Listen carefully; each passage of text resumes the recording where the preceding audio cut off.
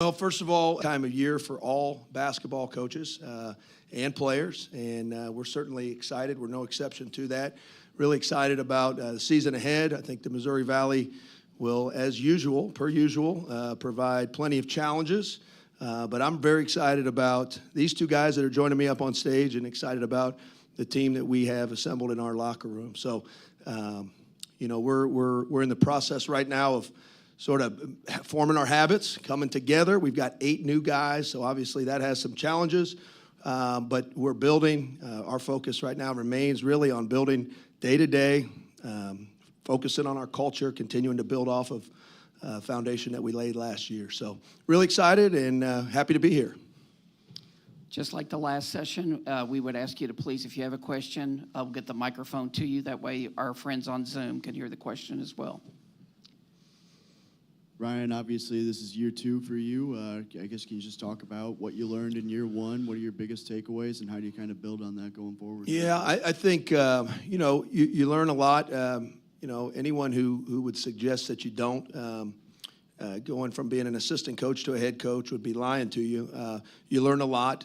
Certainly, having been in the business now, going into my 23rd season, I've seen a lot of different things, but I think some of my biggest takeaways would be the planning and preparation that's required as a head coach. When you're an assistant coach, you've got some specific tasks, and you're doing those on a day-to-day basis, and you're locked in. It's a totally different viewpoint as a head coach, and you learn about what's important in this league. I can't say that it surprised me terribly, but what I will tell you is if you're not tough, smart, and skilled in the Missouri Valley Conference, you're going to get left behind, and that's a big part of where our mindset was in the offseason as we build our roster and continue to build our roster. And I think the true competitors are able to take what they learned and compartmentalize that and apply it for growth, and that's what we plan on doing. So I like where we're at. I like the group we have, and I'm really excited about our future. Coach, Hunter Tickle, Tribune Star in Terre Haute. I saw the poll. Obviously, it came out this morning. First three teams, individual selections as well. Darius made the 3rd team. You guys were picked 8th. Let's start, I guess, a 2-parter. What do you think of just your expectations for this team, and what you thought of the poll initially? Yeah, I haven't seen the poll, to be honest with you. I was told this morning 8th, and that's fine. I think we've got to prove that we're going to be an established program in this league, and there are a lot of those walking in already. So we'll sort of compartmentalize that within the walls of our locker room. I think that's can provide some great motivation for us. The reality is we're a lot deeper this year. It's a challenging league, of course, but we were in a lot of close games last year. I've got more experienced guys this year. I've got a couple guys that are true point guards. We'll allow guys like Darius to play off the ball and do what he does best. And so I'm excited about the group. But, in terms of rankings, to be honest with you, I think in this day and age, I'm probably stating the obvious here, but it's a coin flip for a great majority of the teams. You're guessing, right? You all have made predictions and prognostications. You're guessing. And you're basing that on things that you're seeing on paper, not within the walls of that locker room. So I think there's a couple teams that have real cores that are coming back. I know Northern Iowa is one of the very few teams in the country that returned everybody, no transfers. So that should be honored to a certain extent. But in terms of what we're building and the guys that we have in the locker room, I think we're in the same boat as a great majority of college basketball, and we can write our own destiny as far as I see it. How much is that kind of an interesting aspect, the fact that, you guys have a lot coming in, other teams have a lot coming in terms of transfers? So, it'd be great to know what other teams are doing, but at some point, maybe even now or next month, you won't even know really what your team looks like. Can you comment on kind of how that looks for you guys? Yeah, I think you got to keep perspective as best you can. This is middle of October here. Reality is the fate of this league and this conference won't be decided for 6 months. And if I asked you to see into the future 6 months in your own personal life, I bet you wouldn't have a clue. And the reality is we're building and we're molding young men, and I've got to keep a great perspective as leader of the program just in terms of building their habits the right way. acknowledging that there's going to be adversity, normalizing that struggle from a leadership position. So these guys understand that struggle is a part of growth, and the only way we're going to grow is through adversity. So, yeah, I'm really excited. When I heard picked eighth, you know, I think I'd like to think our team and our locker room would follow my lead. But if you're the competitor and these guys are the competitors that I know that they are, that'll form an even greater chip on their shoulder. But at the end of the day, we got to go prove that. Eli Hoover from 590 The Fan here in St. Louis. Kendall and Darius, we hear a lot from the coaches about how the transfer portal affects the roster. And what is it like from a player's perspective, having almost an entirely new roster every year, a whole new group of teammates that you have to learn about and know their strengths, weaknesses, and how they fit in with the team? Kendall, you want to get us started? Yeah, I can. It definitely can be a challenge, but not on our team, I don't feel like, because the guys that's coming in, they're coming in with an open mind and just willing to commit to Peden's system. And last year, everything was new with me and Peden, because Peden was new to all of us. Now that I have experience with him, that 1 year experience, I can help him lead the team and tell the new kids, tell the new transfers, like what it is and what the system is. And that's what Coach is expecting upon me, and that's what I'm trying to be as a leader. And just it's not really a challenge. It's just gelling together and just learning each other's game and learning each other's tendencies at this point. And we're starting to do that. And once we can get it functioning consistently, then that's when everything's gonna come together. Yeah, kind of similar to what Kalu said. It can be a challenge, but I feel like our group of guys, they're real hungry. Like we're really hungry, really motivated. We have high expectations for not only ourselves, but our team as a collective unit. So I feel like just us staying together, gelling, working every single day like we have been doing, we just stay on that track, we'll be perfectly fine. Randy Reinhardt from the Bloomington Panagraph. Darius, how have the 4 D1 transfers who have joined your team, how have they addressed specific needs that you guys may have had with last year's team? Yeah, I feel like they help our depth. I know Coach has mentioned that a lot. That was something we struggled at last year. We're a lot deeper in every single position. So yeah, I really feel like they can all contribute in totally different ways. I mean, we have wings, guards, forwards. We really have it all. So yeah, they're really gonna help our depth, so that we can really just go out there, play 110%, and we know the next man coming in is gonna do the exact same thing. It's gonna really help us in the long run. Our next question comes from Zoom. For Coach, John Titel from Hoops HD. If I'm reading your roster page correctly, 0 sophomores, 0 juniors. Is it as weird in reality as it looks on paper? And is there an advantage somehow in that the 4 freshmen can just like sit and like learn from all the older guys? Well, they're not just going to sit. Our freshmen can play. Our freshmen can play, and they're going to be a big part of what we're doing this season and what we're building this season. But yeah, if you look at it from an old school vantage point, when you look at a roster and see no sophomores and no juniors, that's odd. I don't really look at it as what class they're in. I look at it as how many years they have left to play. You know, my wife will ask me, what year is he? And I don't have a damn clue what year he is. I don't. Half of them, I don't know what year they are. I don't. And, all these coaches coming up here are in the same boat. Ask them, quiz them. They don't know. They know how many years they got left.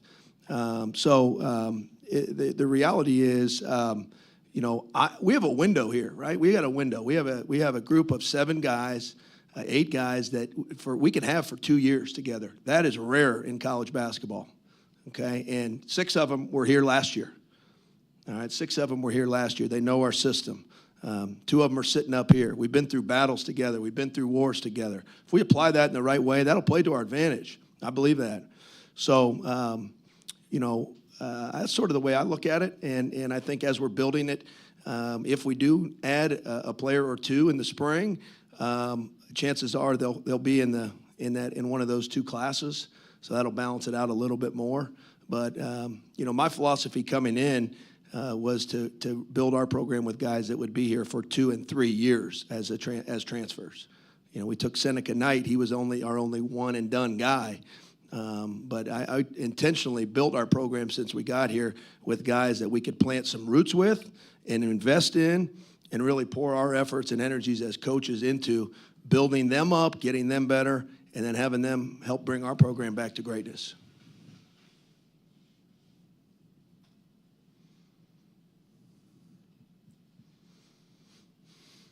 Coach, in terms of early season preparation with conference games in November, how does that change for you and trying to make sure your team is playing at a high level, maybe earlier than normal in terms of conference games? Well, I think you're always, you know, in the past, you wouldn't look at it, I don't think, any differently. I don't think you do. I think what you have to be more aware of is the blending and the molding of these individuals, right? And I have to be, I think I've been harder on them than at any point in my tenure as head coach this month.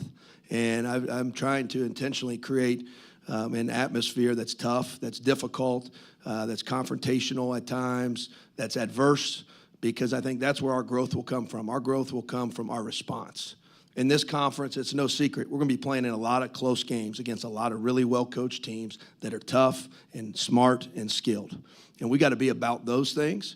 So I would say I'm a little more intentional now after going through it about bringing certain things to the forefront now, because I'd rather learn lessons and, create some adversity now than doing it as a response to losing 1 or 2 or 3 games in November, December. So, I've tried to, these guys could tell you, I've tried to really create that kind of atmosphere. We practice early in the morning. So if you're not ready to go and you're not ready to compete right away, you'll get steamrolled. And our competition's been very good. I'm excited about the group we have and the competitors in that locker room. It's a matter of committing on their behalf, and for me, about really clearly defining what the expectations are and outlining those parameters. So, but yeah, good question. I think that's sort of how I look at it. Kendall, this is for you. Kevin Lehman with Valley TV. 5th-year guy, 2nd year with Coach Peden. Last year, you started off really great, had some lulls. What did you learn from that experience last year, and what's your goals going forth as a 5th-year guy? My goals, of course, is to win the Valley. Coming in with the new guys I have, just what I learned from last year is I can't get too focused on my personal successes, and because I can do a lot better things than that don't show up on the stats, and I feel like those are big contributors to winning, and I gotta put more emphasis into those things whenever I'm feeling like I'm missing shots or not getting mine on the offensive end. I can still stick to it on the defensive end or get it back, and that's the main thing I learned really is not to get too down with my personal stuff. And no, remember, I always played for the team, but it's just not to let my offensive lows get me out of the game completely, and just remember it's the team. I can still do things to provide for the team. Before we take our next question, we have less than 5 minutes remaining in this session. Sir? Ryan, Murray State's going back to their old field house this year, first time in 25 years to play a game. You guys did that last year. Just from your seat playing that game at Horton, what was it like for the community? I mean, obviously your guys weren't even born in the last time they were playing in there, but just what was that experience like for you and everybody up there? It was unbelievable. It was eye-opening, to be honest with you. We did a similar thing when I was at Ohio State, and we played a game at St. John Arena, which was their old arena. I grew up going to games there, so it had a special place in my heart. I don't know if I underestimated it, but I was wide-eyed at the response from our fans, our alumni, our former players, coaches, staff, and townspeople, right? Redbird Nation that came out in droves. And it was a special afternoon. These guys will tell you, it was hot in there. There were abnormal echoes because of the structure that we were in. And it was electric. And that's what college basketball should be all about. I want to lean into our community in a big way. And our community is going to be a big part of where this program goes in the foreseeable future as long as we're here. So that was a day that was special to us, but I think even more special to people in our community and guys who have played in that building before. Guys, if I could say two things just in closing here. And number one, I'd like to congratulate our commissioner, Jeff Jackson. He's doing a great job, and he got an extension. That's good for our league. That's great for our conference.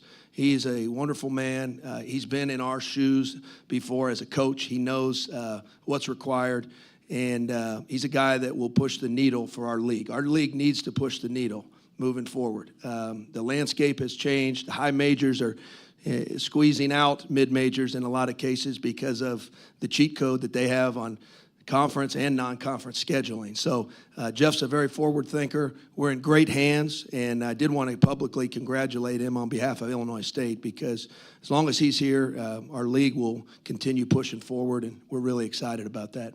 Secondly, this guy got a lot of the credit he deserves with being a preseason all-conference player. He put together last 15, 16 games last year, a tremendous resume, and will propel him into what I believe will be a great season this year.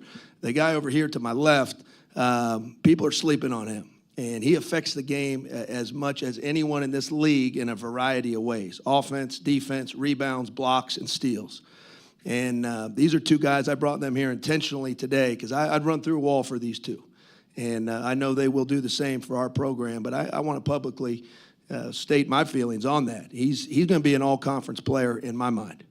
And he's got a real chip on his shoulder. He plays as hard as any player I've ever been around, and got great faith in both of these guys. So appreciate you guys having us here today. Thank you. Thanks, guys.